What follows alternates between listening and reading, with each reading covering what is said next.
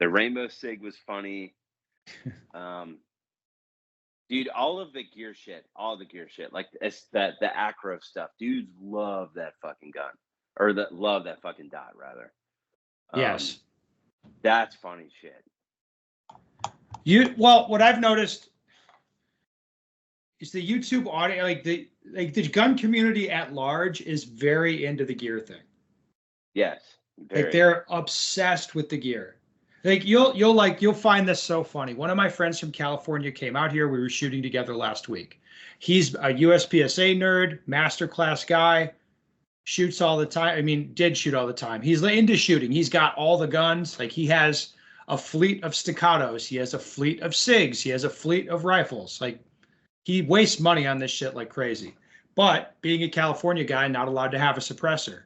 And he's all like looking at my Surefire suppressors. Oh, dude, like I want to shoot these. I'm like, dude, they're not that. So you're not going to like it. It's not that interesting. And he just wouldn't shut the fuck up about the suppressors. And I was like, here you go. We go to the range. He's got the suppressors. It was like 15 minutes and he's completely over suppressors. Completely over it. For sure. I agree. And it's just like, this is a gear thing that you think makes sense in your head.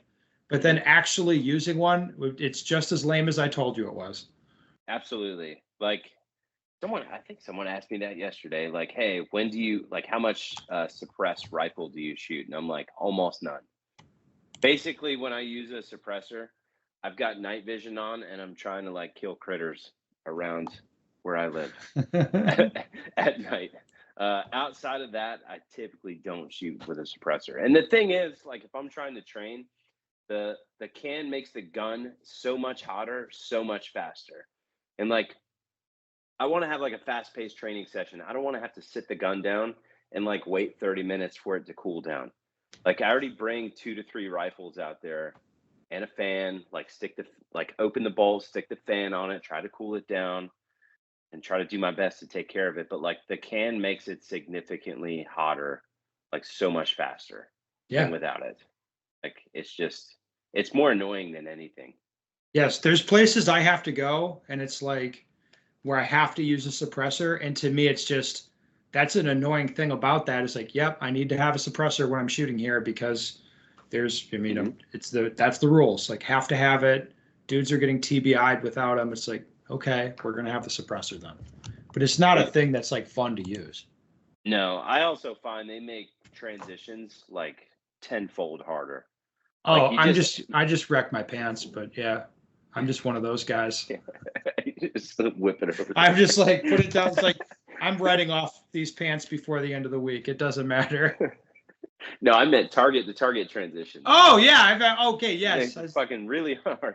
Yes, okay, yeah. Target to target. You meant the suppressor burning your shit up. Yes, that I'm good at. That too. I've claimed some pants. Yes, it makes target to target transitions very hard. Yeah, it's just like adds weight to the end of the gun. Like you have to be very careful how you transition with a can on, especially like there's a laser and a flash. Like the heavier the front end of the gun is, like the harder it is to like swing it into a target. Like I was telling guys, I was teaching this past weekend, like telling guys like, hey, like the way to get the gun to the next target, I think we were shooting like designated target, but I was like, the way to get the gun there is literally just to look at the place where you want the gun to stop. Like try not to put any juice on it at all. Like especially the dudes with the cans and the lasers, because like they just freaking over swings, and a lot of them were seeing it in dry fire. Like swing the gun over and it lands in the opposite side of the Charlie. It's like, yeah, that's not good. I mean, to me, it's kind of like a good comparison to be like the Shadow.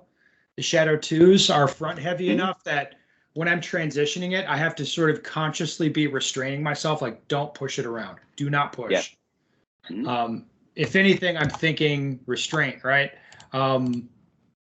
With other guns, like my Glocks, I can just throw them around. You know, it's like, it's gonna pretty much go where I want. Yeah, I had a very similar experience when I got the Walther PDP steel frames. Like I could not transition those like I could my polymer frame PDP. I don't know. Yeah, have you got kind of caught up with it? Yeah, I think so. But Interesting. like I shot the polymer frame PDP the other day, and I thought like, man, I feel like I can go a little bit faster with this thing. Like Yes. it hits the hand a little harder, but I feel like I can kind of like whip that gun around a little bit more. That's how I feel with the Glocks. It's like, man, this thing is so it's so handy. It is. It is. Like it's advantage to the plastic guns. Yeah, I might start fucking around with the polymer frames again, just to see. I mean, I don't know. I think you should. I don't know how tight your contract is with Walther, but I think you should. Well, I've got a bunch of polymer frame PDPs. I have polymer frame PDPs as well. I'm a fan of them. I like them. Yeah. Nick, is there anything else